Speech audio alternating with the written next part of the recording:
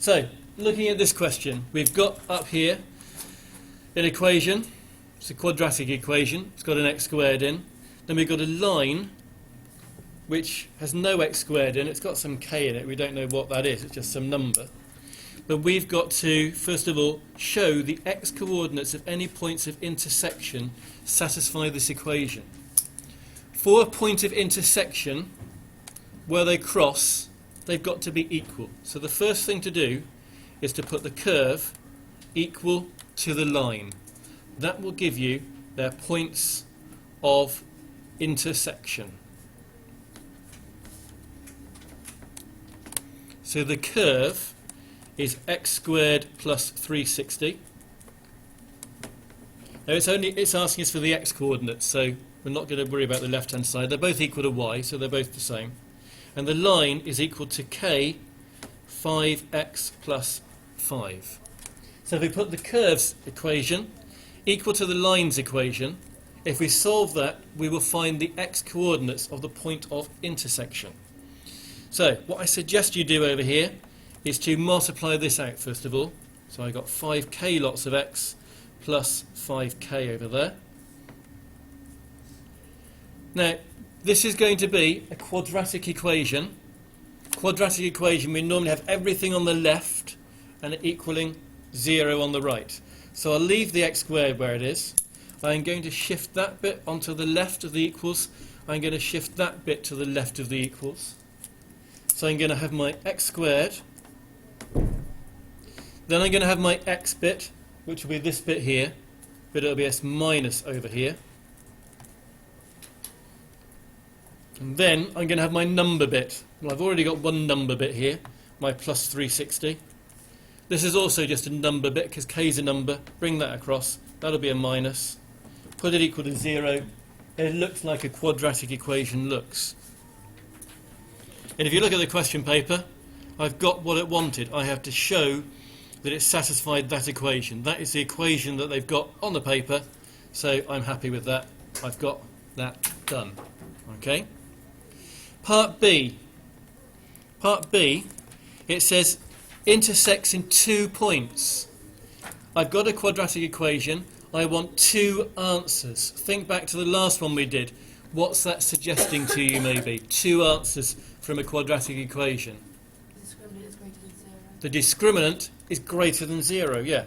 The b squared minus 4ac, for 2 distinct ones, has to be greater than 0. Where in the last question had none of them, that was less than 0. 2 of them, greater than 0. So let's look at this equation up here. Let's work out what a, b and c are. A is how many x squareds we've got, that's 1. B is how many x's we've got, that's negative 5k. C is just a number bit tacked on the end, that is all of that bit there. That is, C is 360 minus 5k. So we've now got to work out b squared minus 4ac. So b squared is minus 5k squared minus 4 lots of a lots of c. And I'm told that has to be greater than 0. Are we happy up to there? So, Callum, minus 5k squared. What will that give me? Good, yeah. Minus 5 squared is minus 5 times minus 5 is 25. K squared, k squared. Over here, 4 times by 1 is 4. 4 lots of 360. Our human calculator has spoken from the back, that's correct. Then I've got here minus 4 times by negative 5k plus 20k greater than 0. What sort of equation is this? It's a quadratic equation in k's. I've got k squareds, k's and number bits.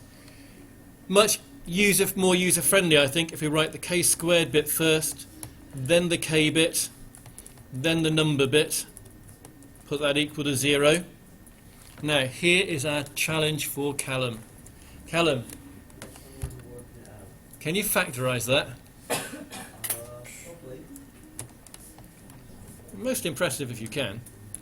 Well, he's thinking about that. What two things can be times together to get 25k squared? I reckon you only have two options really. Either 25k and k, or 5k and 5k. I'm cheating, I've got the answers in front of me. It's 25k in one bracket, it's k in another bracket. Callum, do you want to tell me the rest, or shall I just tell us to save time? Just tell us, okay. It so happens it's that, okay? And I'm going to leave it at that point because solving these inequations is what we are doing in the next chapter. So I'm going to leave it there. We are going to be dealing with that stuff in the next chapter.